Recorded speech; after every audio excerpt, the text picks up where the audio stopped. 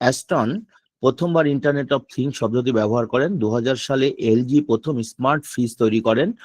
2010 সালে স্মার্টফোন এবং সেন্সর প্রযুক্তির উন্নতির ফলে আইওটি দ্রুত বিকশিত হয়। বর্তমানে আইওটি প্রযুক্তি স্মার্ট হোম থেকে শুরু করে স্মার্ট সিটি পর্যন্ত ব্যবহৃত হচ্ছে। এই আইওটি খুব একটা ইম্পর্টেন্ট একটা গুরুত্বপূর্ণ ভূমিকা পালন করছে আধুনিক বিশ্বে। তাহলে এখানে বলছে যে এর মূল উপাদান হচ্ছে সেন্সর বা ডিভাইস, নেটওয়ার্ক সংযোগ, ডাটা প্রক্রিয়াকরণ, ইউজার ইন্টারফেস। যেমন ধরেন যে আমরা অনেক সময় ভুল করে বাসায় লাইট অন করে বা বলে টিভি অন করে বেরিয়ে চলে আসছি। অনেক দূর আসার পরে হঠাৎ করে আমার মনে হলো আমার বাসার টিভিটা বা ফ্রিজ কি বলে টিভিটা বা লাইটটা তো অন করা আছে। তাহলে আমরা এখন এটা কি মোবাইল অ্যাপস বা অন্য কোনো অ্যাপস এর সাহায্যে আমরা এটা কি করতে পারি, এটা বন্ধ করে দিতে পারি। এটাও হচ্ছে একটা কি বলে আইওটির একটা এক্সাম্পল।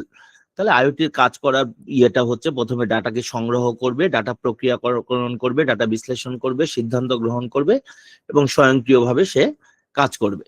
ঠিক আছে, যেমন একটা ফ্রিজে অনেকদিন ধরে খাবার থাকলে সেটা টেম্পারেচার কিরকম রাখবে বা টেম্পারেচার কন্ট্রোল করা, এই সমস্ত কাজগুলো ইদানিং আইওটি করে। তাহলে এই আইওটির ব্যবহার ক্ষেত্র হচ্ছে কোথায় আছে? স্বাস্থ্য ক্ষেত্রে, শিক্ষা ক্ষেত্রে, অর্থনীতি, চিকিৎসা ক্ষেত্রে, হ্যাঁ, কৃষি ক্ষেত্রে, এগুলো হচ্ছে আইওটির ব্যবহার আছে।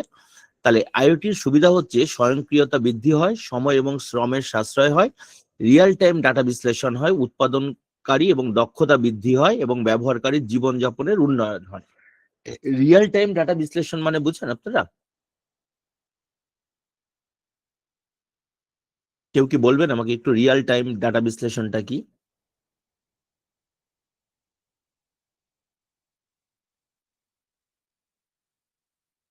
হ্যালো, আমার কথা কি শোনা যাচ্ছে?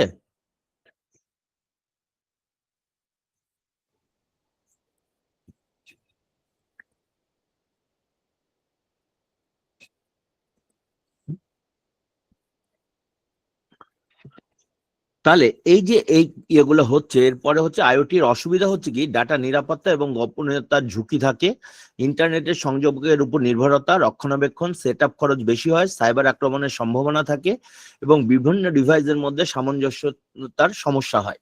এগুলো হচ্ছে কি আইওটির অসুবিধা। তাহলে আইওটির চ্যালেঞ্জ ও সীমাবদ্ধতা হচ্ছে কি, আইওটি প্রযুক্তির সবচেয়ে বড় চ্যালেঞ্জ হলো ডাটা নিরাপত্তা এবং গোপনীয়তা রক্ষা করা। এছাড়া এর স্থাপন এবং রক্ষণাবেক্ষণ খরচ বেশি এবং সব জায়গায় নির্ভরযোগ্য ইন্টারনেট না থাকায় সমস্যা দেখা দেয়। দক্ষ জনবলের অভাব এবং সাইবার হামলার ঝুঁকিও এর ব্যবহারকে সীমিত করে। তাহলে এরপরে হচ্ছে কি, ভবিষ্যতে আইটি হবে একটি সম্পূর্ণ সংযুক্ত ও বুদ্ধিমান বিশ্বের ভিত্তি। তাহলে 6G নেটওয়ার্কের মাধ্যমে ট্রিলিয়ন ডিভাইস মুহূর্তেই যোগাযোগ করবে। হ্যাঁ, শহরগুলো স্বয়ংক্রিয়ভাবে শক্তি, পরিবহন, নিরাপত্তা পরিচালনা করবে। এআই এর কোয়ান্টাম কম্পিউটিং এর মাধ্যমে সমন্বয়ে আইওটি শুধু তথ্য নয়, মানুষের প্রয়োজনেও আগে থেকে বুঝে কাজ করবে। তাহলে এরপরে আছে হচ্ছে কি গ্রিন ডিজিটালাইজেশন।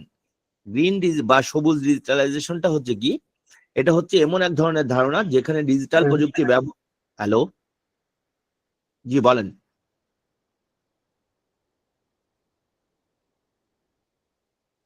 তাহলে সবুজ ডিজিটালাইজেশন হলো এমন একটি ধারণা যেখানে ডিজিটাল প্রযুক্তি ব্যবহার করে পরিবেশের নেতিবাচক প্রভাব কমানো এবং টেকসই উন্নয়ন নিশ্চিত করা হয়। এটি প্রযুক্তি এবং পরিবেশের মধ্যে ভারসাম্য সৃষ্টি করে, যাতে প্রযুক্তিগত অগ্রগতির পাশাপাশি পরিবেশও সুরক্ষিত থাকে। ঠিক আছে, তাহলে সবুজ ডিজিটালাইজেশনের মূল উদ্দেশ্য হচ্ছে প্রযুক্তির মাধ্যমে পরিবেশ বান্ধব কর্মকাণ্ড পরিচালনা করা। এর মাধ্যমে জ্বালানি সাশ্রয়, কার্বন নিঃসরণ, কি ব্যাপার শুনতে পাচ্ছে না নাকি? এটা ঠিকই তো আছে। তারপরে হচ্ছে কি বলছে, তাহলে এর উদ্দেশ্য হচ্ছে, সবুজ ডিজিটালের মূল উদ্দেশ্য হচ্ছে ডিজিটাল প্রযুক্তির মাধ্যমে পরিবেশ বান্ধব কর্মকাণ্ড পরিচালনা করা। এর মাধ্যমে জ্বালানি সাশ্রয়, কার্বন নিঃসরণ হ্রাস, বজ্র ব্যবস্থাপনার উন্নতি এবং প্রাকৃতিক সম্পদের টেকসই ব্যবহার নিশ্চিত করা সম্ভব। তাহলে এর মূল উপাদান হচ্ছে সবুজ বিল্ডিং প্রযুক্তি, হ্যাঁ, নবীকরণযোগ্য জ্বালানি, স্মার্ট গ্রিল প্রযুক্তি, কৃত্রিম বুদ্ধিমত্তা এবং machine learning, internet of things, আর হচ্ছে কি ডিজিটাল ডাটা অ্যানালিটিক্স এবং ওয়েস্ট ম্যানেজমেন্ট ও রিসাইক্লিং। তাহলে এরপরে হচ্ছে কি এর সবুজ ডিজিটালাইজেশনের প্রথম ধাপ কোনটি? একটা হচ্ছে সম্পদ এবং জ্বালানির দক্ষ ব্যবহার, পরিবেশ বান্ধব প্রযুক্তি নির্বাচন, বর্জ্য ব্যবস্থাপনা এবং কোনটা ডিজিটাল মনিটরিং। তাহলে এর মধ্যে হচ্ছে কি, এটার উত্তর হবে কি পরিবেশ বান্ধব প্রযুক্তি নির্বাচন। তাহলে এর প্রয়োগ ক্ষেত্র হচ্ছে কি স্বাস্থ্য সেবা, ই হেলথ, অনলাইন মেডিকেল রেকর্ড, শিক্ষার ক্ষেত্রে, ব্যবসার ক্ষেত্রে, পরিবহনের ক্ষেত্রে এবং কৃষি ক্ষেত্রেও এর আছে। চ্যালেঞ্জ হচ্ছে উচ্চ প্রযুক্তির খরচ, ইলেকট্রনিক বর্জ্যের বৃদ্ধি, সাইবার নিরাপত্তা, ডাটার গোপনীয়তার সমস্যা, দক্ষ জনবলের অভাব, নতুন এবং পুরাতন প্রযুক্তি সমন্বয়ের জটিলতা। তাহলে বলছে যে ভবিষ্যতে সবুজ ডিজিটালাইজেশনের কি বলছে টেকসই শহর, স্মার্ট গ্রিড, উন্নত কৃষি প্রযুক্তি এবং নবীকরণযোগ্য শক্তির মাধ্যমে পরিবেশ বান্ধব জীবনযাত্রা গড়ে তুলবে। এতে জলবায়ু পরিবর্তনের মোকাবেলায় বড় ভূমিকা রাখবে, এই যে গ্লোবাল ওয়ার্মিং এর ক্ষেত্রে। তাহলে এটুকুতে কি কারো কোনো সমস্যা আছে কিনা? হ্যালো হ্যালো, গ্রিন ডিজিটালাইজেশনের মানে বাস্তব উদাহরণগুলো কি কি? বাস্তব একেবারে গ্রিন ডিজিটালাইজেশনের বাস্তব উদাহরণ যেমন যেমন ধরেন এই যে কি বলে এটাকে স্মার্ট সিটি, যেটা বলছে স্মার্ট সিটির একটা কনসেপ্ট আছে। স্মার্ট সিটি হলে পরে ওখানে আমাদের যে ইয়েগুলো বর্জ্য পদার্থ গুলো হবে সেগুলো নিয়ে যে রিসাইক্লিং করে ওগুলো দিয়ে আবার অন্য কিছু তৈরি করা হবে।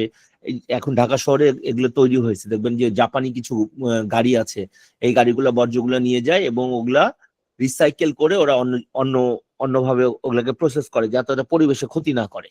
তারপরে স্মার্ট হোম আছে, যেটা স্মার্ট হোম বলতে একটা বিল্ডিং হচ্ছে, অনেক বিল্ডিং দেখবেন বিল্ডিং এর চারপাশে গাছ থাকে, প্রচুর গাছ থাকে, যাতে ওই এখন কিছু বিল্ডিং এর আবার ডিজাইন এরকম করছে যে আমার এসি লাগবে না, বিল্ডিং এর ডিজাইন এরকমই হবে, এর মধ্যে গাছ টাছ থাকবে, এর মধ্যে এসি লাগবে না, এরা টেম্পারেচার কন্ট্রোল করবে এই গাছ অথবা ওই ডিজাইনের মাধ্যমে, কোথা দিয়ে বাতাস যাবে কোথা দিয়ে বাতাস বেরোবে।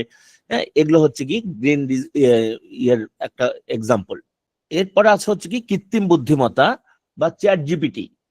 কৃত্রিম বুদ্ধিমত্তা হচ্ছে মানুষ যেভাবে চিন্তা ভাবনা করবে, কম্পিউটারকে দিয়ে সেভাবে চিন্তা ভাবনা করার প্রক্রিয়াটাকে বলা হচ্ছে কি আর্টিফিশিয়াল ইন্টেলিজেন্স বা কৃত্রিম বুদ্ধিমত্তা। ঠিক আছে, তাহলে এই যে কৃত্রিম বুদ্ধিমত্তা হচ্ছে কি দৈনন্দিন জীবনকে সহজ ও দ্রুত করে, শিক্ষা এবং স্বাস্থ্য সেবা ও গবেষণার উন্নয়ন করে, ব্যবসা, পরিবহন এবং শিল্পে কার্যকারিতা বৃদ্ধি করে। তাহলে এটার ইয়ের জন্য এই যে ন্যাচারাল ল্যাঙ্গুয়েজ প্রসেসিং আর হচ্ছে ডাটা, তারপর হচ্ছে algorithm, deep learning, machine learning, আর হচ্ছে কি হার্ডওয়্যার। এই সব করে টার্ম আপনারা জানেন কি জিনিস সেটা?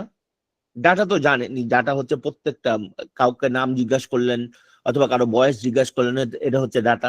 অ্যালগোরিদমটা কি? সঠিক প্রক্রিয়াকরণ। অ্যালগোরিদম হচ্ছে কোনো একটা কাজকে স্টেপ বাই স্টেপ ধাপে ধাপে বর্ণনা করাটাকে বলা হচ্ছে অ্যালগোরিদম। তাহলে আরবীয় গণিতবিদ আল খারিজবির নাম অনুসারে অ্যালগোরিদম শব্দটার উৎপত্তি হয়েছে। মনে করেন যে আমাকে কেউ বললো যে আজকে আপনি ক্লাসটা কিভাবে নিচ্ছেন, আমি বললাম স্যার অনলাইনে এসে ক্লাসটা আমি কন্ডাক্ট করলাম। এখন এইটা যদি আমাকে 5টা স্টেপে বলতে বলতো, তাহলে আমি বলতে পারতাম যে আমার কম্পিউটার আমি অন করলাম, তারপরে হচ্ছে আমি এই অ্যাপসটা ডাউনলোড করলাম, এই অ্যাপসটা ইনস্টল করলাম, তারপরে আমি অ্যাপসটাতে কানেক্ট হইলাম, জয়েন করলাম, জয়েন করার পর আমার কি বলে স্ক্রিন শেয়ার করে তারপর আমি হচ্ছে কি ক্লাস কন্ডাক্ট করলাম। এই যে প্রথমে যে একটা লাইন আমি বলেছিলাম যে আমি অনলাইনে কম্পিউটারের সাহায্যে আমি ক্লাসটা নিয়েছি, আর এই যে পরে ধাপে ধাপে ধাপে ধাপে বললাম, এটাই হচ্ছে কি অ্যালগোরিদম। তাহলে হার্ডওয়্যার তো আপনারা জানেন, মেশিন লার্নিং, ডিপ লার্নিং। আচ্ছা, এখানে ন্যাচারাল ল্যাঙ্গুয়েজ প্রসেসিং, এটার একটা এক্সাম্পল দিতে পারবেন কেউ? ন্যাচারাল ল্যাঙ্গুয়েজ প্রসেসিংটা কি কেউ বলতে পারবেন? এটা এনএলপি বলে এটাকে, এনএলপি বা ন্যাচারাল ল্যাঙ্গুয়েজ প্রসেসিং। আমরা মেসেঞ্জারে লিখি না, মেসেঞ্জারে কেউ কোনো ইয়ে করলে পরে আমরা তো রিপ্লাই দেই না? ধরেন আমরা মেসেঞ্জারের যে কাউকে আমি লিখতে গেলে গুড লিখছি, অটোমেটিক্যালি মর্নিং এবং নাইট চলে আসে না? জি স্যার। আসে তো। অথবা লিখি হাউ আর ইউ, হাউ লিখলে দেখবেন পরে আর ইউ এরকম লেখা চলে আসে। তাহলে এইটা কিভাবে সম্ভব? এটা তো আমি বলে দিইনি কম্পিউটারকে বা মোবাইলকে, আমি বলে দিইনি, বলে দিয়েছি কি? না স্যার। এগুলা মোবাইলকে ট্রেন করাইতে হয় যে হ্যাঁ নর্মালি মানুষ গুড লিখলে পরে এর সাথে কি লেখে। ধরেন আমি হ্যাপি লিখছি, হ্যাপি লিখলে পরে অটোমেটিকলি বার্থডে অথবা হ্যাপি নিউ ইয়ার এর লেখাগুলো চলে আসে। ঠিক আছে, তাহলে এটাকেই বলা হচ্ছে এনএলপি বা ন্যাচারাল ল্যাঙ্গুয়েজ প্রসেসিং। তাহলে তাহলে এটা হচ্ছে কার মাধ্যমে সম্ভব? আমার মেশিনকে আগে এটাকে অনেকক্ষণ সময় ধরে এটাকে প্র্যাকটিস করাইতে হয়। নর্মালি যে মানুষগুলো যে কথা বলে এই কথাগুলো দিয়ে, অথবা মানুষজন যে টাইপ করছে এই টাইপের সাথে সামঞ্জস্য রেখে তারপরে মেশিনকে যখন আমরা ট্রেন করব, ট্রেন করার পরে যখন আমরা লিখবো তখন ওই পাশাপাশি লেখাগুলো চলে আসে অনেকখানি। একটা সেন্টেন্স শুরু করলে দেখা গেল পিছনে আরো 3-4টা ওয়ার্ড চলে আসে অটোমেটিকলি। এটা হচ্ছে কি ন্যাচারাল ল্যাঙ্গুয়েজ প্রসেসিং। তাহলে এই যে আর্টিফিশিয়াল ইন্টেলিজেন্সের অনেক এআই দ্রুত এবং নির্ভুল সিদ্ধান্ত নিতে পারে, সময় এবং খরচ কমায় এবং স্বয়ংক্রিয়তা এনে দক্ষতা বাড়ায়। এর মাধ্যমে সমাজের উন্নয়নেরও বড় অবদান রাখা সম্ভব। অনেকে মনে করেন যে টিচাররা অ্যাসাইনমেন্ট দিচ্ছে, আগে এটা হাতে কলমে লিখতে হতো, এখন লোকজন কি করে চ্যাটজিপিটিতে যায়, যে বলে যে আমাকে এরকম একটা অ্যাসাইনমেন্ট লিখে দেন। এই অ্যাসাইনমেন্টটা দেখা গেল সে 5 মিনিটের মধ্যে লিখে দিল। এখন এই অ্যাসাইনমেন্টটাই আমাকে সাবমিট যদি আমি করি, তাহলে সেটা কিন্তু আবার ঠিক হবে না, সেটা আবার ইয়ের মধ্যে পড়ে যাবে। এই চ্যাটজিপিটি লিখেছে কিনা এটা আবার চেক করার জন্য আলাদা একটা সফটওয়্যার আছে, যে এই সফটওয়্যারের মাধ্যমে এটা লেখা হয়েছে কিনা। তাহলে এটা তখন কিন্তু আবার এখানে তখন টিচাররা নাম্বার কম দিবে। সেটার সাহায্যে আমরা কি করতে পারি? সেটার সাহায্যে আমরা কিছু হেল্প নিতে পারি, কিভাবে লিখতে হয় সেটা দেখতে পারি, কিন্তু হুবহু সেটা আমি কিন্তু সাবমিট করতে পারবো না। ঠিক আছে, কিন্তু এটা চেক করার একদম একটা অনেকগুলো টুলস আছে, এগুলো দিয়ে চেক করা যায়। যেমন রোগ নির্ণয়, drug Discovery, smart tutor, chatboard, তাহলে রেকমেন্ডেশন সিস্টেম, ডাটা বিশ্লেষণ, স্বয়ংক্রিয় গাড়ি। এই যে আমরা টেসলা গাড়ির নাম শুনেছি না? টেসলা গাড়ি চলে কেমনে? ড্রাইভার লাগে না, কিন্তু টেসলা গাড়ি অটোমেটিকলি চলে না? জি স্যার। এগুলো সব আর্টিফিশিয়াল ইন্টেলিজেন্সের সাহায্যে হয়। ঠিক আছে, এরপরে এই যে চ্যালেঞ্জ, এখনো কিছু কিছু সীমাবদ্ধতা আছে, যেখানে ব্যক্তিগত গোপনীয়তা রক্ষা এবং প্রযুক্তিগত খরচ এবং নৈতিক সমস্যা এবং চাকরির সংকট। এআই এর ফলে কি হয়? চাকরির সংকট তৈরি হবে একটা, কিন্তু চাকরির নতুন নতুন ক্ষেত্রও আবার তৈরি হবে। আজকে যে চাকরিগুলো মনে করেন যে নর্মাল লোক একটা ইন্টারমিডিয়েট পাস করে বা অনার্স পাস করে যে চাকরিগুলো পাচ্ছে, একটা সময় কম্পিউটার না জানলে পরে একটা পিয়নের চাকরিও হবে না, কম্পিউটার সবাইকেই জানতে হবে। ঠিক আছে, এই যে এটা ভবিষ্যতে আরো স্মার্ট রোবট, উন্নত ভয়েস অ্যাসিস্ট্যান্ট, বহুভাষিক সিস্টেম এবং স্বাস্থ্য এবং শিক্ষার বিপ্লব ঘটানোর সম্ভাবনা রয়েছে। এটা গেল হচ্ছে কি আর্টিফিশিয়াল ইন্টেলিজেন্স। এরপরে আছে কি কি বলছে অল্টারপ্রেনিউরশিপ ও সোশ্যাল বিজনেস, এন্টারপ্রেনিউরশিপ ও সোশ্যাল বিজনেস। এটার সাহায্যে কি আছে দেখেন, বলছে যে এটা হলো নতুন ধারণা এবং উদ্ভাবনের মাধ্যমে ব্যবসা বা প্রকল্প শুরু করার প্রক্রিয়া। কেউ মনে করেন অনলাইনে বিজনেস করে না, যে হ্যাঁ একজন খালি শাড়ি বিক্রি করে অনলাইনে, এগুলোকে বলে উদ্যোক্তা। সে নিজে একটা চিন্তা করে সে একটা ব্যবসা দাঁড় করিয়েছে। এখন সমস্ত ব্যবসাগুলোই, যারা আজকে হাজার হাজার কোটি টাকার মালিক, তারা প্রথমে কিন্তু অল্প ছোট্ট একটা বিজনেস দিয়ে শুরু করেছিল। যেমন আমি বাংলাদেশে বলি, বাংলাদেশে কম্পিউটার কিনতে গেলে পরে সবচেয়ে বড় কোম্পানির নাম জানেন আপনারা? এখন বাংলাদেশে কম্পিউটার যে বিক্রি করে, ওয়ালটন। আপনার নাম ডেফোডিল কম্পিউটার্স এর নাম শুনেছেন? ডেফোডিল অথবা ফ্লোরা, না স্যার। এরা হচ্ছে বাংলাদেশের সবচেয়ে বড় কোম্পানি, যারা হচ্ছে কম্পিউটার সাপ্লাই করে বিভিন্ন জায়গায়।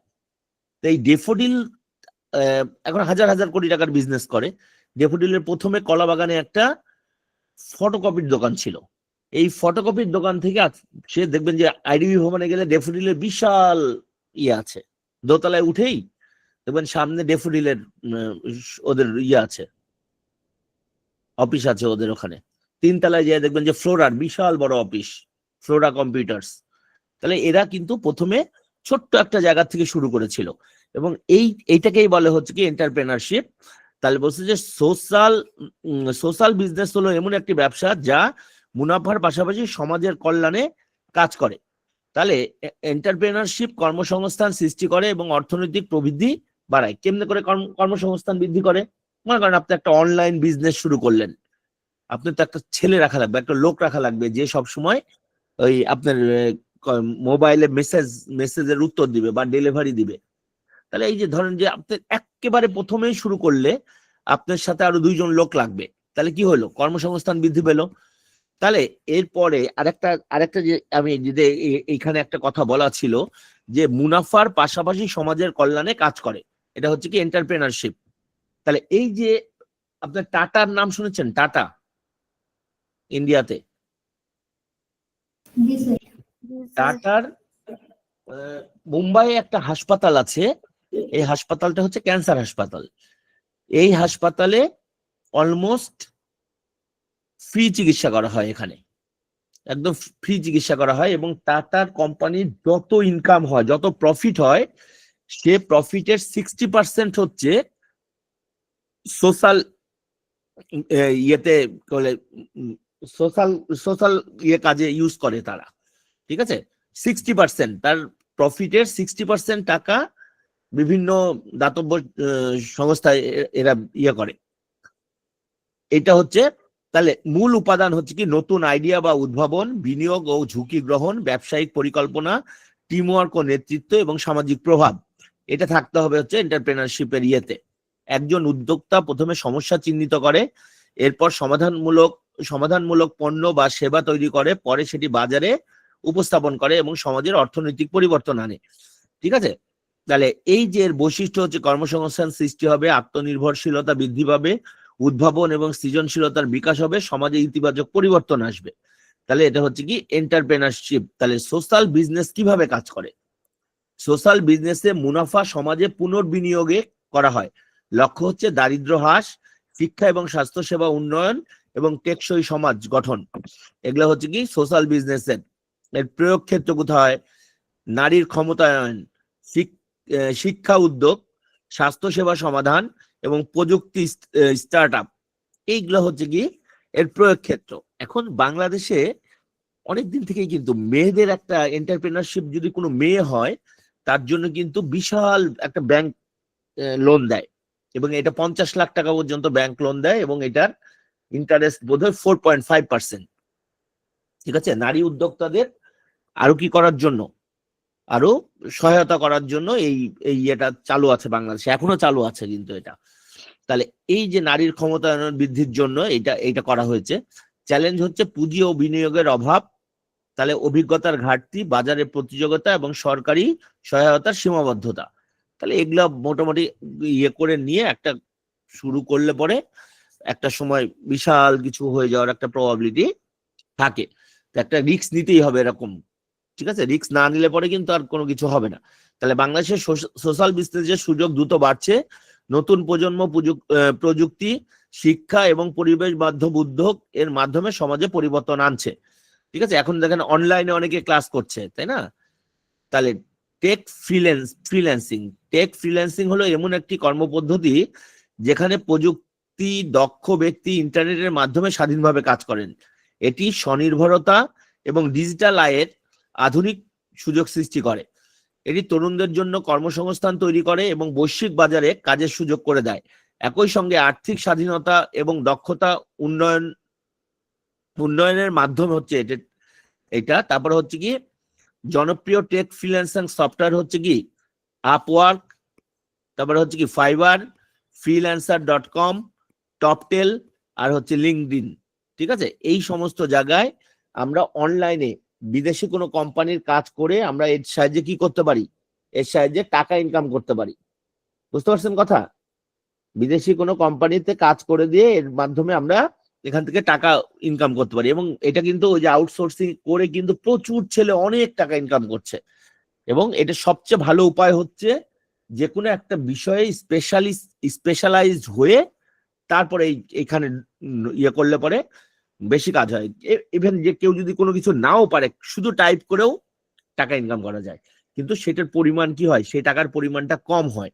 কিন্তু একটা ছেলে যদি গ্রাফিক্সের কাজ পারে, অথবা হচ্ছে একটা ওয়েবসাইট ডিজাইনিং এর কাজ শেখে, অথবা এখন আরো একটা ইয়ে আসছে, সেটা হচ্ছে কি ওই যে এটার নাম ভুলে গেলাম, ডিজিটাল মার্কেটিং আছে, তারপরে হচ্ছে সার্চ ইঞ্জিন অপটিমাইজেশন আছে। যে কোনো একটা শিখে তারপরে ফ্রিল্যান্সিং এ গেলে, এবং বাংলাদেশে অনেক ছেলেপেলে আছে যে মাসে 2 লাখ 4 লাখ 5 লাখ 10 লাখ টাকা ইনকাম করছে ফ্রিল্যান্সিং করে। ঠিক আছে, তাহলে এখানটাতে টেক ফ্রিল্যান্সে শুরু করার প্রথম ধাপ হচ্ছে অনলাইন কোর্স করতে হবে কিছু। এটা টাকা দিয়েও শেখা যাবে এবং অনলাইনেও শেখা যাবে। তাহলে সার্টিফিকেশন অর্জন, পোর্টফোলিও তৈরি, ছোট ছোট প্রজেক্টে কাজ করা, তারপরে কি গিটহাব বা লিঙ্কডইন প্রোফাইল তৈরি করা। হ্যাঁ, আপনাদের কারো লিঙ্কডইন প্রোফাইল আছে? No, জি sir. স্যার। লিঙ্কডইন প্রোফাইলটা অনেকটা ফেসবুকের মতো। এই ফেসবুকের মতো একটা প্রোফাইল তৈরি করতে হয়, কিন্তু এটা হচ্ছে প্রফেশনালদের জন্য, যারা চাকরি বাকরি করবে বা ইয়ে করবে, এই ক্ষেত্রে একটা প্রোফাইল তৈরি করতে হয়। লিঙ্কডইন প্রোফাইল সবাই তৈরি করে ফেলবেন একটা, ঠিক আছে? তাহলে এরপরে আছে হচ্ছে কি প্রয়োজনীয় টুলস, বলছে যে প্রজেক্ট ম্যানেজমেন্ট, তারপর হচ্ছে কি বলে ট্রেলো, তারপর হচ্ছে আসানা, তারপর হচ্ছে স্যাল্ক, তারপরে গিটহাব, ফিগমা, এটা হচ্ছে ডিজাইন টুলস, আর গুগল মিট বা জুম হচ্ছে অনলাইন মিটিং এর জন্য। এগুলো টুলস গুলো আমরা ইউজ করব। তাহলে ক্লায়েন্টের সাথে যোগাযোগ, পেশাদার এবং স্পষ্ট ভাষা ব্যবহার করুন, সময় মতো উত্তর দিন, ক্লায়েন্টের প্রয়োজন বুঝে কাজ পরিকল্পনা করুন, নিয়মিত আপডেট দিন, আর ফিডব্যাক গ্রহণে ইতিবাচক থাকুন। তাহলে স্থায়ী আয়ের অভাব, চ্যালেঞ্জ কি? স্থায়ী আয়ের অভাব, ক্লায়েন্ট পাওয়া কঠিন, সময় ব্যবস্থাপনা, প্রতিযোগিতা বেশি, পেমেন্ট এবং অর্থ লেনদেনে ঝুঁকি থাকে। তাহলে এই সমস্ত ঝুঁকিগুলো মেনে নিয়েই আমাকে কি করতে হবে? কাজ করতে হবে। যেমন কেউ যদি চিন্তা করে আমি একটা কাজ করলাম, কাজ করার পরে আমি 2 মাস বা 15 দিন পরেই আমি 4 লাখ টাকা ইনকাম করব, এটা কিন্তু পসিবল না। হ্যাঁ, অনলাইনে যখন আমি কাজ করতে যাব আমার একটা রেটিং থাকে, এই রেটিংটা যখন আস্তে আস্তে বাড়বে তখন আমার ইনকাম বাড়বে। প্রথম দিন থেকেই কিন্তু ইনকাম হবে না। এরকমও হইতে পারে যে প্রথম কাজটা পাওয়ার জন্য কাউকে এরকম আছে 1 বছর পর্যন্ত ওয়েট করতে হয়, 1-1.5 বছর পর্যন্ত ওয়েট করতে হয়, কিন্তু এটার সাথে লেগে থাকলে পরে একদিন কাজ পাওয়াই যায়, কোনো সমস্যা হয় না এটাতে।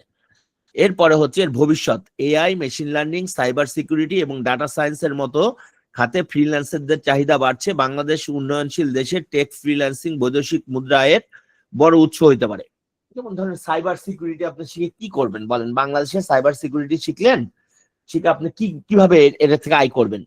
বিদেশি অনেক কোম্পানি আছে যারা হচ্ছে, ধরেন আমেরিকান একটা কোনো কোম্পানি যদি বিদেশের তার ওয়েবসাইটটাকে সিকিউর করতে চায়, তাহলে তাকে হয়তো পার মান্থ হয়তো $5,000 দিতে হবে। তাহলে ওই সেম কাজটা যদি বাংলাদেশি বা উন্নয়নশীল দেশের কোনো কাউকে দিয়ে করায়, সে হয়তো $1,000 দিয়ে ওই কাজটা কমপ্লিট করে ফেলতে পারবে। তাহলে এই দিক থেকে ইয়ে করলে পরে তারও কি হচ্ছে? অর্থের সাশ্রয় হচ্ছে, এবং আমাদের দেশের এই যে কিছু ছেলে পেলে বা কিছু লোক অর্থনৈতিকভাবে স্বাবলম্বী হচ্ছে, তাই না? তারা খালি কিন্তু তাদের নিজের স্বার্থ, মানে আমরা ইনকাম করছি সেটা না, তাদেরও কিন্তু কিছু স্বার্থ আছে। এখানে ইয়ে করতে হয়, কি বলে ওর নাম, বিট করতে হয়। একটা কাজ দেয় যে হ্যাঁ, বলে যে আমি $100 দিতে পারি, কেউ হয়তো ওটা $90 করতে যাবে, কেউ $80 করতে যাবে, কেউ বলবে না আমি $100 করতে পারবো না, আমাকে $200 দিতে হবে। এইভাবে করে এটা ইয়ে হয়। তাহলে বুঝতে পারছেন এটা? তাহলে এরপরে হচ্ছে কি, এরপরে আছে হচ্ছে কি রোবট এবং মেশিন লার্নিং, রোবোটিক্স এবং মেশিন লার্নিং। বলছে যে রোবট হলো এমন একটি স্বয়ংক্রিয় যন্ত্র যা মানুষের মতো কাজ করতে পারে। অন্যদিকে মেশিন লার্নিং হলো এমন একটি প্রযুক্তি যা ডাটা থেকে শেখে এবং নিজের কর্মদক্ষতা উন্নত করে। এই দুইটা প্রযুক্তি একসাথে মানুষের জীবনকে সহজ এবং কার্যকর করে তোলে। তাহলে এই যে এই কাজটা হচ্ছে, রোবটের উদ্দেশ্য বা গুরুত্ব কি? রোবটের উদ্দেশ্য হলো মানুষকে, কি বলছে, রোবটের উদ্দেশ্য হচ্ছে মানুষকে শারীরিক এবং ঝুঁকিপূর্ণ কাজ থেকে মুক্ত করা, আর মেশিন লার্নিং এর উদ্দেশ্য হলো ডাটা ব্যবহার করে বুদ্ধিমান সিদ্ধান্ত নেওয়া। এই দুই প্রযুক্তি একত্রে শিল্প, স্বাস্থ্যক্ষেত্র এবং শিক্ষায় বিশাল পরিবর্তন আনছে। মনে করেন যে কিছুদিন আগে মঙ্গল গ্রহে একটা ইয়ে গেছিল, পাথফাইন্ডার নামে একটা রোবট পাঠানো হয়েছিল। এই রোবটটা যে ওখানে যে বিভিন্ন ডাটা অ্যানালাইসিস করেছে, অ্যানালাইসিস করে ইনফরমেশন গুলো আমাদেরকে পাঠিয়েছে, এবং আমরা মঙ্গল গ্রহ সম্পর্কে আরো ইনফরমেশন পেয়েছি। তাহলে এই সমস্ত জায়গায় কি মানুষকে পাঠানো সম্ভব? ওখানে যাইতে সময় লাগবে, মনে করেন যে 15 বছর, 20 বছর, 25 বছর সময় লাগে মঙ্গল গ্রহে যাইতে, আমরা যে স্পিডে এখন পর্যন্ত যাই আর কি। তাহলে ওই একটা মানুষ যেতে যেতে রোবটের রকেটের মধ্যে মারাই যাবে। তাহলে ওই জায়গায় আমরা কি করি? অথবা মনে করেন একটা খনির মধ্যে কতদিন আগে চিলিতে 76 জন লোক খনির মধ্যে আটকা পড়েছিল। ওই জায়গায় কি করে, মানুষের জন্য যাওয়া কি হয়ে যায়, রিস্কি হয়ে যায়। তখন মানুষের পরিবর্তে ওই জায়গায় রোবট পাঠায়, রোবট পাঠিয়ে দিয়ে ওখানকার পরিস্থিতি অবজার্ভ করে তাহলে যে সমস্ত জায়গায় মানুষের কাজ করা ঝুঁকিপূর্ণ বা রিস্কি হয়ে যায় সে সমস্ত জায়গায় মানুষের পরিবর্তে কাকে পাঠানো হয়, রোবটকে পাঠানো হয়। তাহলে এই যে রোবটের ইয়েটা কি হলো, একটি রোবটের মূলত তিনটি অংশ থাকে, একটা সেন্সর, একটা কন্ট্রোল সিস্টেম, আর একটা হচ্ছে কি অ্যাকচুয়েটর। তাহলে এই যে রোবট কিভাবে কাজ করে, রোবট সেন্সরের মাধ্যমে পরিবেশ বুঝে নেয় এবং কন্ট্রোল সিস্টেম সেই তথ্য বিশ্লেষণ করে প্রয়োজনীয় নির্দেশ দেয়। অ্যাকচুয়েটর সেই নির্দেশ বাস্তবায়ন করে, ফলে রোবট নির্দিষ্ট কাজ সম্পন্ন করে, যেমন বস্তু ধরা, সরানো বা তথ্য প্রেরণ করা, এই কাজগুলো কে করে। তাহলে মেশিন লার্নিং হচ্ছে কৃত্রিম বুদ্ধিমত্তার একটি শাখা যা কম্পিউটারকে ডাটা থেকে শেখার ক্ষমতা দেয়। ওই যে আমি বললাম এনএলপি, একটা ওয়ার্ড লিখলেই সঙ্গে সঙ্গে আরেকটা চলে আসছে, এগুলো এক ধরনের মেশিন লার্নিং। তাহলে এটি মানুষের প্রোগ্রামিং ছাড়াই অভিজ্ঞতার মাধ্যমে নিজের পারফরমেন্স উন্নত করে। তাহলে হচ্ছে কি মেশিন লার্নিং এর ধরন হচ্ছে, একটা হচ্ছে কি সুপারভাইজার লার্নিং, আর একটা হচ্ছে আনসুপারভাইজার লার্নিং, আর একটা রিইনফোর্সমেন্ট লার্নিং। তাহলে এটা বলছে লেবেল যুক্ত ডাটা দিয়ে শেখানো হয় আর ডাটার প্যাটার্ন নিজে থেকেই খুঁজে বের করে। ঠিক আছে, ট্রায়াল অ্যান্ড এরর প্রক্রিয়ায় শেখে। এটা হচ্ছে কি রিইনফোর্সমেন্ট। এই তিন ধরনের মেশিন লার্নিং আছে। লেবেল যুক্ত ডাটা মানে হচ্ছে, মনে করেন যে আমরা দেখতে চাই যে বাংলাদেশে ওই এসএসসি এইচএসসি তে পাশের হার কত প্রতি বছরে, এটার যে একটা প্যাটার্ন, এই প্যাটার্ন আমি বের করতে চাই। তাহলে এই ডাটাগুলো তো আমাদের একদম ফিক্সড আছে, তাই না?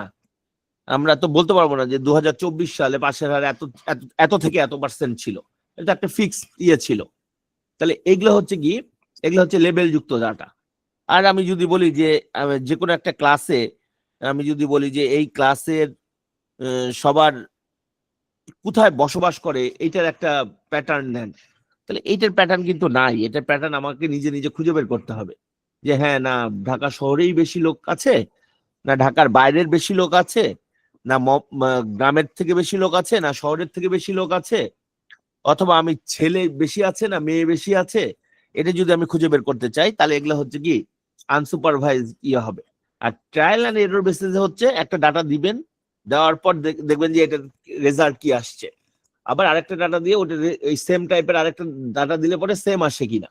এটা হচ্ছে কি ট্রায়াল অ্যান্ড এরর বেসিসে এইভাবে মেশিনকে লার্ন করায়। তাহলে একটা মডেলকে বিভিন্ন প্রাণীর ছবি দেখিয়ে বিড়াল এবং কুকুর চেনার জন্য প্রশিক্ষণ দেওয়া হলো। প্রশিক্ষণ শেষে মডেল নতুন ছবিতে সঠিকভাবে চিহ্নিত করতে পারে যে এটি বিড়াল না কুকুর। এই প্রক্রিয়াটি কোন ধরনের মেশিন লার্নিং এর উদাহরণ। একটা হচ্ছে কি আনসুপারভাইজার, সুপারভাইজার, রিইনফোর্সমেন্ট, আর হচ্ছে কি সেমি সুপারভাইজার। তাহলে এটা কি ধরনের হবে?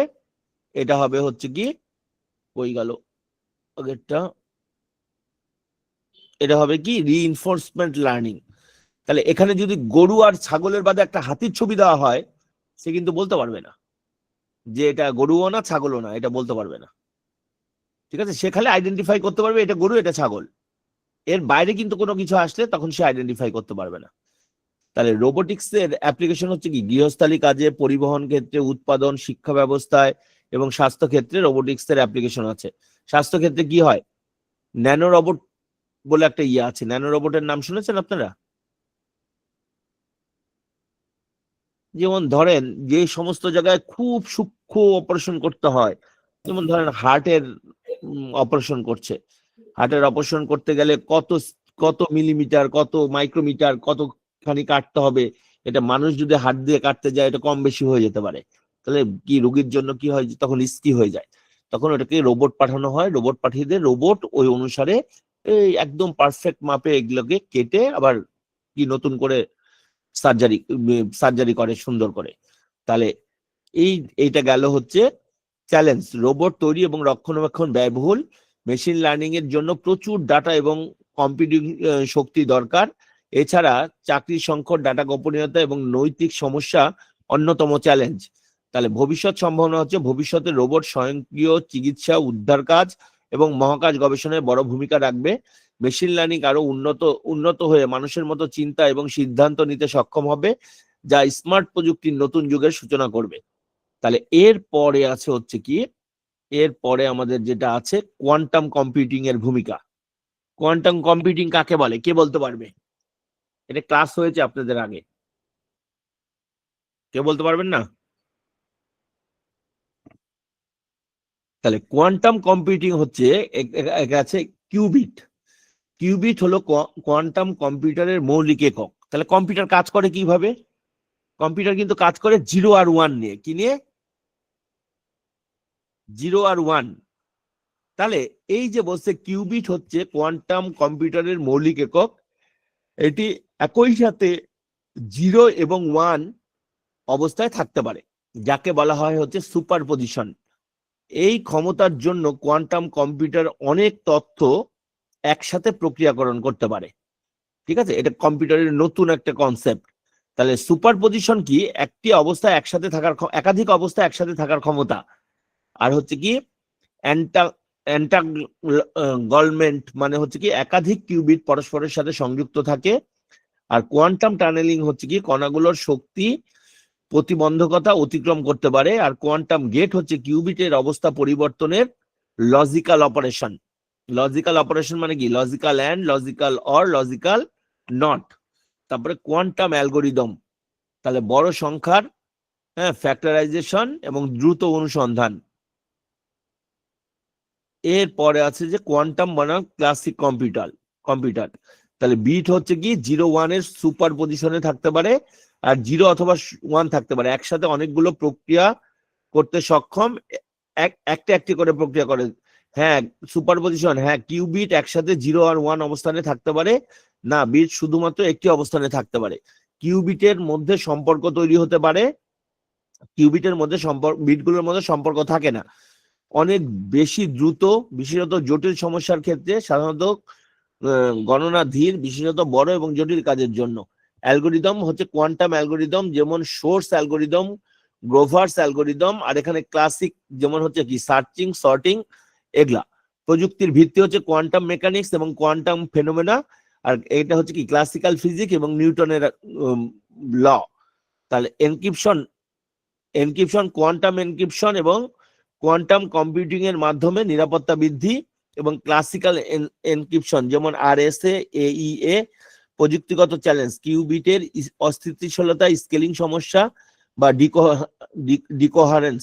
আর হচ্ছে ট্র্যাডিশনাল হার্ডওয়্যার এবং সিস্টেমের সীমাবদ্ধতা। ব্যবহারের ক্ষেত্রে কোয়ান্টাম সিমুলেশন, কৃত্রিম বুদ্ধিমত্তা, আর এখানে কি সাধারণ ডেটা প্রসেসিং। তাহলে এই যে এগুলা এনক্রিপশন শব্দের অর্থ বুঝেন? এনক্রিপশন কাকে বলে? Data encryption. হ্যালো, ডাটাগুলোকে মানে হাইড রাখে। ডাটাগুলো হাইড থাকে না। এনক্রিপশন না, শব্দের একটা অর্থ হচ্ছে সিক্রেট কোড। মূল ডাটাকে অন্য কোনো ডাটা দিয়ে রিপ্লেস করে দেওয়াটাকে বলা হচ্ছে এনক্রিপশন। যেমন মনে করেন, একটা মিনিট আমি দেখি, আমার তো কম কোথায় গেল এটা। এখানটায় মনে করেন যে একটা ওয়ার্ড আমি লিখি এখানটাতে, লেখা হয় না কেন ওখানে, লেআউট। আমি মনে করেন এই জায়গায় আমি এখানে লিখলাম DHAK, ঢাকা লিখেছি তো। তাহলে এই যে আমি যদি এইটা মনে করেন কাউকে SMS করি, আমি এখানে ঢাকা লিখেছি, এটা সবাই দেখতে পাচ্ছেন না? যেই দেখবে সেই বুঝতে পারবে আমি ঢাকা লিখেছি, তাই তো? আমি ঢাকার পরিবর্তে DEF, এই জি যদি লিখি এখানে, GHIJ, এটা লিখলাম হচ্ছে K, এটা লিখলাম হচ্ছে কত D, এটা K হলে এটা হচ্ছে N, আর এটা হচ্ছে D। তাহলে ঢাকার পরিবর্তে যদি আমি এইটা লিখি, তাহলে কেউ বুঝতে পারবে যে আমি ঢাকা লিখেছি? কেউ কি বুঝতে পারবে? না স্যার। তাহলে এই যে মূল ডাটাটাকে অন্য একটা কোনো ডাটা দিয়ে রিপ্লেস করে দেওয়াটাকে বলে হচ্ছে কি এনক্রিপ্ট করা। কি করা? এনক্রিপ্ট করা। তাহলে আমি যার কাছে ডাটাটা পাঠাবো, আমি মনে করেন যে আপনার কাছে ডাটাটা পাঠাচ্ছি, আমি লিখেছি ঢাকা, কিন্তু আপনার কাছে ডাটাটা কি গেল? আপনার কাছে ডাটাটা গেল হচ্ছে কি, আপনার কাছে ডাটাটা গেল হচ্ছে কি GKDNM, এরকম লেখা গেল, তাই না? এই যে তাহলে মূল ডাটাকে এই যে ঢাকার থেকে যে আমি এই ডাটাতে ইয়ে করলাম, এটাকে বলে এনক্রিপ্ট করা। আবার আমি এটা কিভাবে এনক্রিপ্ট করেছি এটা যদি আপনাকে বলে না দেই তাহলে কিন্তু আপনি আবার মূল ডাটাতে বা ঢাকাতে ফিরে আসতে পারবেন না। তাহলে এটাকে বলে ডিক্রিপ্ট করা। কি বলে এটাকে? এটাকে বলে ডিক্রিপ্ট করা। তাহলে এই যে পুরা প্রসেসটাকে বলা হচ্ছে ক্রিপ্টোগ্রাফি। কি বলে এটাকে? ক্রিপ্টোগ্রাফি। তাহলে এই যে আমি এটাকে চেঞ্জ করেছি কি করে দেখেন, ডি ছিল, প্রত্যেকটা লেটারকে তারপরে 2 নাম্বার লেটার দিয়ে চেঞ্জ করে দিয়েছি। এটা ডি ছিল, ডি এর পরে দুইটা লেটার কি হবে?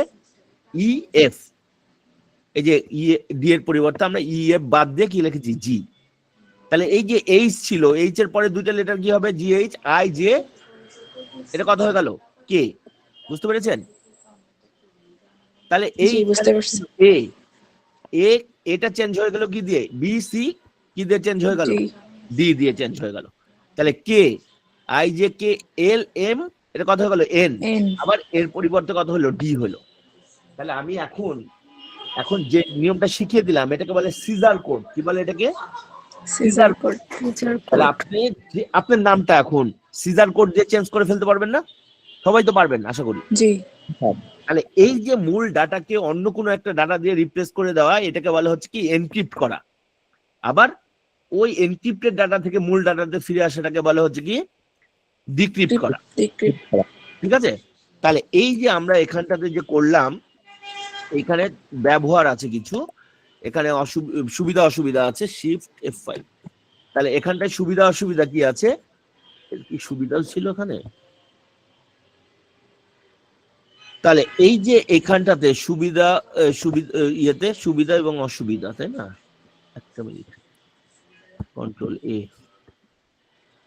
এর সুবিধা আর অসুবিধার মধ্যে কি ছিল? এর সুবিধার মধ্যে ছিল হচ্ছে কি দ্রুত গণনা করা যাবে এবং কি জটিল সমস্যার সমাধান করা যাবে, উন্নত সিমুলেশন। আর অসুবিধা হচ্ছে কি ব্যয়বহুল প্রযুক্তি, দ্রুত সংশোধনের সমস্যা এবং শূন্য তাপমাত্রার প্রয়োজন। স্যার সিমুলেশন মানে জিনিসটা কি? সিমুলেশন মানে হচ্ছে, মনে করেন কার্টুন দেখেছেন আপনি? কার্টুন, জি স্যার। কার্টুনে মনে করেন টমের পিস জেরি দৌড়াচ্ছে। এই কার্টুনটা কেমনি তৈরি করে জানেন আপনি? অ্যানিমেশন ইউজ করে। অ্যানিমেশন কিভাবে করে? অ্যানিমেশন ইউজ 3D 2D এর মাধ্যমে। মনে করেন যে সে 1 মিনিট দৌড়ায় গেছে এক জায়গা থেকে আরেক জায়গায়, 1 মিনিট দৌড়ায়, এক সেকেন্ড দৌড়ায় গেছে।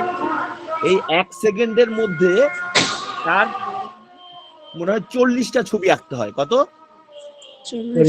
40টা ছবি। এই 40টা ছবিকে একসাথে কি করে, যখন আপনাকে খুব ফাস্ট দেখানো হয়, আপনি দেখলে যে ইন্ডিভিজুয়াল ছবি এটা আর বুঝতে পারেন না, তখন মনে হয় যে সে মুভ করে দৌড়াচ্ছে। আমরা যে ভিডিওগুলো দেখি, ভিডিওগুলা প্রতি সেকেন্ডে আমাদের মিনিমাম 60 থেকে 70টা ফ্রেম দেখানো হয়, 60টা থেকে 70টা স্টিল ছবি দেখানো হয়।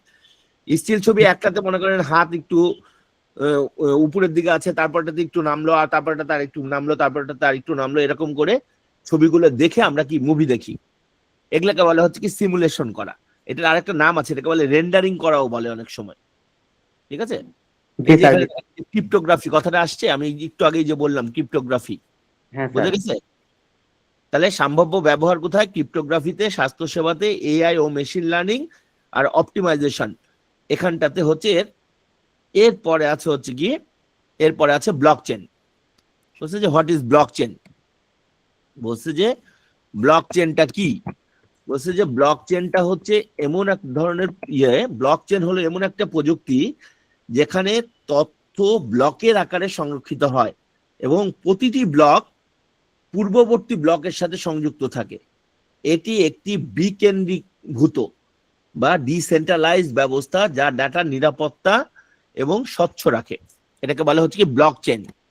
তাহলে কি বললাম আমি? ব্লকচেন হচ্ছে কি, ব্লকচেন হচ্ছে এমন একটা প্রযুক্তি যেখানে তথ্য ব্লকের আকারে সংরক্ষিত হয় এবং প্রত্যেকটা ব্লক পরবর্তী ব্লকের সাথে সংযুক্ত থাকে। এটা তো অনেকটা এনক্রিপ্টের মতো, তাই না স্যার? না, এটা এনক্রিপ্টের মতো না। মানে মনে করেন আমি বলি একটা দিই, আপনি বিশ্বকাপে যখন খেলা হয় বা কোনো জায়গায় ক্রিকেট খেলা হয় তখন দেখেন আপনি? জি স্যার। এই ক্রিকেট খেলাটা মনে করেন আপনি দেখছেন যে প্লেয়ার দৌড় শুরু করলো একটা বল করার জন্য, ঠিক আছে? আপনি পাশের বাসার থেকে অনেক জোরে চিল্লানি শুনতে পান যে হ্যাঁ আউট হয়ে গেছে। হ্যাঁ স্যার। কেন? মানে শব্দ আসতেছে। হ্যাঁ, কেন কেন আপনার এখানে বলই করে নাই, কিন্তু আপনি শুনতে পাচ্ছেন যে আউট হয়ে গেছে ওই ভাষায়। হ্যাঁ হ্যাঁ, বুঝতে পারছি আপনি কোন বিষয়টা বুঝছেন। মানে এটা ওই নেটের কারণে অনেক সময় একটু কম বেশি হয়ে না যায়। না, এটা নেটের কারণে নাই, এটা আমি বলি আপনাকে। মনে করেন বিটিভিতে যারা খেলা দেখে, জি স্যার। মনে করেন মিরপুর স্টেডিয়ামে খেলা হচ্ছে, ওকে, হ্যাঁ স্যার। মিরপুর স্টেডিয়ামের থেকে খেলাটা চলে যায় হচ্ছে আমাদের রামপুরা থেকে আপনার বাসায় আসতেছে। জি স্যার। এটা কতখানি ডিস্টেন্স হবে? মনে করেন আপনার বাসায় যদি ঢাকায় হয়, তাহলে মিরপুর থেকে ইয়েতে গেল, ওখান থেকে আপনার বাসায় আসলো, ধরেন খুব বেশি হলে 50 কিলোমিটার, এর বেশি জি তো হবে না। না স্যার। কিন্তু আপনি যখন খেলাটা পরে দেখেন, সেটা হচ্ছে স্যাটেলাইটে যায়। স্যাটেলাইট হচ্ছে পৃথিবী থেকে 36,000 কিলোমিটার উপরে থাকে। কত? 36,000 কিলোমিটার দূরে। 36,000 কিলোমিটার। তাহলে এখন মনে করেন মিরপুর স্টেডিয়ামে খেলাটা যখন রেকর্ডিং করা হইলো, এই খেলা রেকর্ডিং করে একটা মেমোরি ডিভাইসে স্টোর করা হয়। স্টোর করিয়ে এখানে ব্লক ব্লক করে ভাগ করা হয়। একবারে তো সব ডাটা যেতে পারে না একসাথে। এই ধরেন 120টা, তো 120টা হলে 8 হলে 8 × 72, 80 না 96, এই যে 960টা করে বিট একটা ব্লকে থাকে, ম্যাক্সিমাম 960টা করে বিট এরকম ব্লক আকারে একটা একটা একটা একটা একটা একটা করে ওই 36,000 কিলোমিটার। যদি এটা মনে করেন যে একদম মাথার উপরে স্যাটেলাইটটা থাকে, 36,000 কিলোমিটার হবে। যদি মাথার উপরে না থাকে, একটু কোনাকুনি থাকে, তাহলে তখন আরো বেশি ডিস্টেন্স হয়ে যায়, তাই না? এত দূরে পাঠানো হয়। এত দূরে পাঠাইতে পাঠাইতে এই যে ধরেন আমি কথা বলছি, এটা তো একটা নির্দিষ্ট এরিয়া পর্যন্ত শোনা যাবে, তারপরে কি আর শোনা যাবে? না স্যার। শোনা যাবে না, তাই না? তাহলে অত দূর যাইতে যাইতে কি হয়, এই সিগন্যালটা উইক হয়ে যায়। উইক হয়ে গেলে ওখানে ট্রান্সপন্ডার নামে একটা যন্ত্র থাকে। এই ট্রান্সপন্ডারের কাজ হচ্ছে এই উইক সিগন্যালটাকে স্ট্রং করে এবং তারপরে পৃথিবীতে পাঠায়। তারপরে আবার পৃথিবীতে আসতে আবার মিনিমাম 36 থেকে 40,000 50,000 কিলোমিটার আবার লাগবে।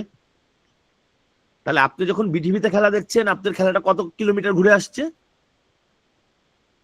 50 কিলোমিটার। আর এটা মিনিমাম 72,000 যাচ্ছে আবার আসছে, না? তাহলে এই যে এত দূর যাচ্ছে, তারপরে ওখানে আপনার যাওয়ার সময় ঝড় বৃষ্টি বাদল বিভিন্ন কারণে ডাটাগুলো নষ্ট হয়ে যায়, ওগুলোকে আবার রিকভার করতে হয়, তারপর আপনাকে পৃথিবীতে পাঠাতে হয়। তাহলে আপনি যদি কোনো কেবল চ্যানেলে স্টার স্পোর্টস বা অন্য কোনো চ্যানেলে খেলা দেখেন, ওটা স্যাটেলাইট থেকে আসে। এই জন্য আমরা 5 থেকে 6 সেকেন্ড পরে খেলাটা দেখতে পাই। বোঝা গেছে কথা? জি স্যার। এই যে এইখানে এই ব্লক এবং প্রত্যেকটা ব্লকের মাঝখানের টাইম ইন্টারভেলটা কিন্তু ইকুয়াল হয়। যে হ্যাঁ, আমি একটা ব্লক পাঠাইলাম, 1 সেকেন্ড পরে আবার একটা ব্লক পাঠাইলাম, আবার 1 সেকেন্ড পরে একটা ব্লক পাঠাইলাম, তারপর আবার চুপ করে থাকলাম, 10 সেকেন্ড পরে পাঠাবো, এরকম হবে না। আমাকে কি করতে হবে? কন্টিনিউয়াসলি ডাটাগুলো এরকম প্যাকেট করে করে পাঠাইতে হয়। ঠিক আছে, বুঝা গেছে কথা? জি তাহলে স্যার। এরপরে হচ্ছে কি বলছে, কাজ করার প্রক্রিয়া। যখন কোনো নতুন লেনদেন হয় যেটি ব্লকে যোগ হয়, তারপর নেটওয়ার্কের বিভিন্ন নোডস সেই লেনদেন যাচাই করে এবং যাচাই শেষে নতুন চেনে যুক্ত হয় এবং সবার কাছে আপডেট হয়ে যায়। তাহলে ব্লক চেনের ইয়েটা হচ্ছে কি, ব্লক কই গেল ব্লক চেন? সেখানটাতে তো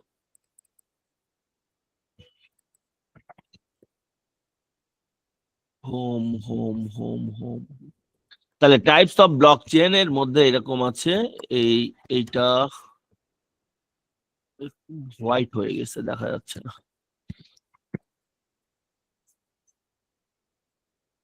কন্ট্রোল এস।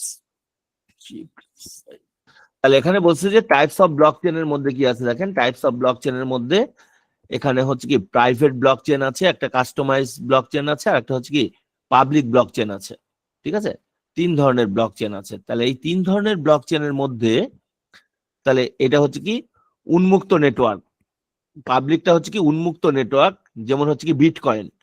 আর হচ্ছে এটা প্রাইভেট, নির্দিষ্ট প্রতিষ্ঠানের জন্য। আর কাস্টমাইজ হচ্ছে একাধিক প্রতিষ্ঠানের যৌথ নিয়ন্ত্রণ থাকে এর মধ্যে। তাহলে এটাকে বলা হচ্ছে কি কাস্টমাইজ ব্লক চেন। তাহলে এই যে ব্লক চেন গুলো গেল, এই ব্লক চেনের পরে এর ব্যবহার ক্ষেত্র কোথায় আছে? একটা হচ্ছে আর্থিক খাত, একটা হচ্ছে স্বাস্থ্য খাত, শিক্ষা খাত এবং সরকারি খাত। এরপরে আছে হচ্ছে কি ভার্চুয়াল রিয়ালিটি। আপনারা কি ওই 3D 4D 5D দেখেছেন কেউ?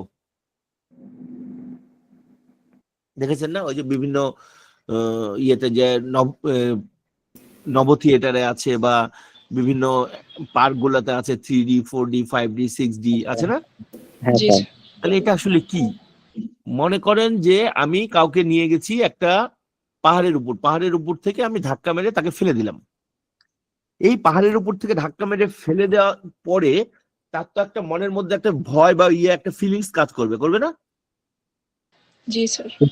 এই কাজটাই যদি আমি একটা ঘরের মধ্যে কৃত্রিম পরিবেশ তৈরি করে তাকে সেই ফিলিংসটা দিতে পারি, এটাকে বলা হচ্ছে কি ভার্চুয়াল রিয়ালিটি, বা এটাকে বলা হচ্ছে ভার্চুয়াল রিয়ালিটি সোজা কথায়।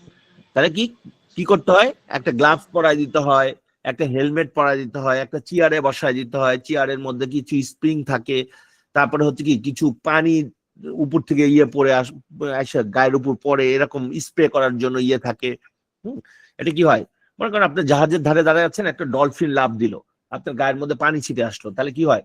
সামনের সিটে যে বসে আছে তার সিটের পিছনে থেকে পানি স্প্রে করে আপনার গায়ের মধ্যে এসে পড়ে।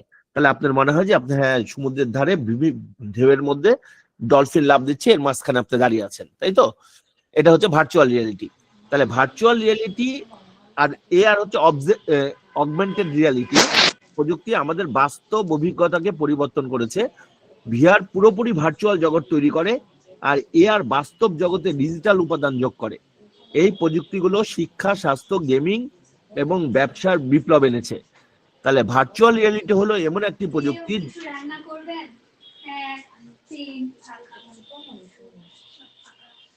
হ্যালো, কেউ কিছু বললেন? না স্যার। তাহলে ভার্চুয়াল রিয়ালিটি হলো এমন একটি প্রযুক্তি যা ব্যবহারকারী সম্পূর্ণ ডিজিটাল পরিবেশে নিয়ে যায়। এর আগে হেডসেট এবং সেন্সর ব্যবহার করা হয়, যেমন ভিআর গেম, ভার্চুয়াল ভ্রমণ, ফ্লাইট সিমুলেশন, ঠিক আছে? তাহলে এআর হচ্ছে বাস্তব জগতের ওপর ভার্চুয়াল তথ্য বা বস্তু যোগ করে। এটি ক্যামেরা বা সেন্সরের মাধ্যমে কাজ করে। উদাহরণ হচ্ছে কি পোকম্যান গো, গুগল ম্যাপস, এআর নির্দেশনা ইত্যাদি। তাহলে ভিআর হেডসেট, সেন্সর এবং গ্রাফিক্স ইঞ্জিনের মাধ্যমে 3D অভিজ্ঞতা তৈরি করে। ব্যবহারকারীর মাথা বা হাতের গতিবিধি রিয়েল টাইমে ট্র্যাক করা হয়। অডিও এবং হ্যাপটিক ফিডব্যাক অভিজ্ঞতাকে আরো বাস্তব করে তোলে। তাহলে এআর ডিভাইসের ক্যামেরা দিয়ে বাস্তব দৃশ্য ধারণ করে তাতে ডিজিটাল উপাদান যোগ করে। SLAM ও ট্র্যাকিং প্রযুক্তির মাধ্যমে ভার্চুয়াল বস্তুর অবস্থান নির্ধারণ করে। ব্যবহারকারী ইন্টারঅ্যাকশন করতে পারে, যেমন টাচ বা ভয়েস কমান্ডে। এটা কোথায় ইউজ হয়? গেমিং এবং বিনোদনে, স্বাস্থ্যসেবায়, শিক্ষায় এবং ই কমার্সে আমরা কি করি? এটা ইউজ করি। সুবিধা: ভিআর এবং এআর প্রযুক্তির সবচেয়ে বড় সুবিধা হচ্ছে এটি ব্যবহারকারীকে বাস্তবসম্মত অভিজ্ঞতা দেয় এবং শেখার আগ্রহ বৃদ্ধি করে। এটি প্রযুক্তির মাধ্যমে ঝুঁকিমুক্তভাবে বিভিন্ন প্রশিক্ষণ দেওয়া সম্ভব, তবে এর কিছু সীমাবদ্ধতা আছে, যেমন ব্যয়বহুল হার্ডওয়্যার, মাথা ঘোরা বা চোখে চাপের সমস্যার সৃষ্টি এবং পর্যাপ্ত কনসেপ্টের অভাব। এটা গেল হচ্ছে কি ভার্চুয়াল রিয়ালিটি। এই যে ভার্চুয়াল রিয়ালিটির পরে ভার্চুয়াল রিয়ালিটি, ভিআর এর পরে মোটামুটি আপনাদের এই এই কয়টাই টপিক ছিল। এখন যদি কারো কোনো কোশ্চেন থাকে কোশ্চেন করতে পারেন। আমার আমার দিক থেকে বলা শেষ।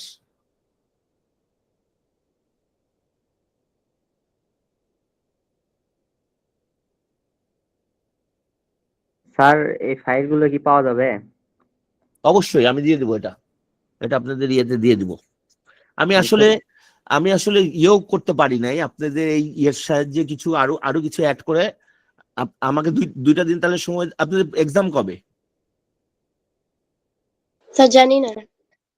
তাহলে আমাকে 2টা দিন সময় দিলে আমি এটা আজকেই দিয়ে দিব। এটা আবার একটু আমি আপডেট করে দিতে চাই, এর সাথে কিছু ভিডিও লিঙ্কিং আমি অ্যাড করে দিব। আচ্ছা স্যার, সমস্যা নেই, কিন্তু মানে ফাইলটা কোথা থেকে কালেক্ট করব? ওই যে আপনাদের যে থাকে না, ওই যে ড্যাশবোর্ড। হোয়াটসঅ্যাপ গ্রুপ আছে কি আপনাদের? হ্যাঁ স্যার। আমি ওই যে ওনাদেরকে দিয়ে দিব, ওনারা দিয়ে দিলে আপনাদেরকে আপনাদের ড্যাশবোর্ডে ক্লাস অপশনে পেয়ে যাবেন। হ্যাঁ, ওকে স্যার ধন্যবাদ স্যার। ওকে। আর আর আর আর কারো কোনো প্রবলেম আছে? আমি এর মধ্যে কিছু ভিডিও অ্যাড করে দেবো, প্রত্যেকটা টপিকের একটা করে অ্যাটলিস্ট ভিডিও অ্যাড করে দেবো। স্যার আমাদের পরীক্ষাটা কবে হবে? এইটা তো আমি বলতে পারি না, এটা ওই যে আপনাদের যে এক্সাম রিলেটেড আর ড্যাশবোর্ড রিলেটেড কোশ্চেন থাকলে এটা পরে যারা, এটা এখন ক্লাস রিলেটেড কোনো কোশ্চেন থাকলে এটা আপনি আস্ক করেন।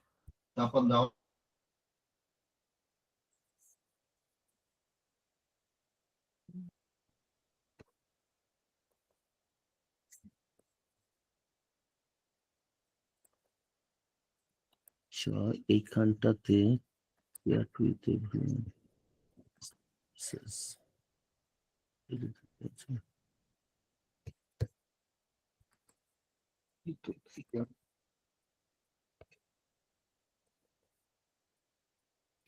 এই ফাইল থেকে কি পিডিএফ আকারে বুক পাওয়া যাবে? পিডিএফ আকারে দিলে ভালো হয়। হ্যাঁ, সেটাই ভালো হয়। আচ্ছা, সেটাও দেওয়া যাবে, সেটাও সমস্যা নেই। কন্ট্রোল জি। এখানে তো দেওয়া যাচ্ছে না, এখানে টেক্সট মেসেজে দেওয়া যাচ্ছে না। স্যার ডিরেক্ট ফাইল দিলেই মনে হয় ভালো হয়, যাদের মানে প্রয়োজন হবে পরবর্তীতে তারা পিডিএফ আকারে এক্সপোর্ট করে নিল।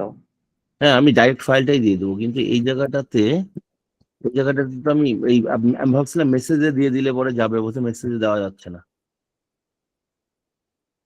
এইটা কি জিনিস? এডিট।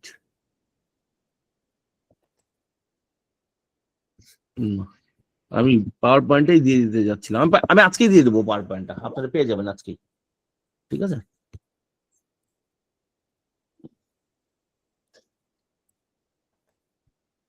আমি হচ্ছে ইয়েটা দিয়ে দিচ্ছি। ওকে, তাহলে আর কোনো কোশ্চিন না থাকলে তাহলে আমি চলে যাই।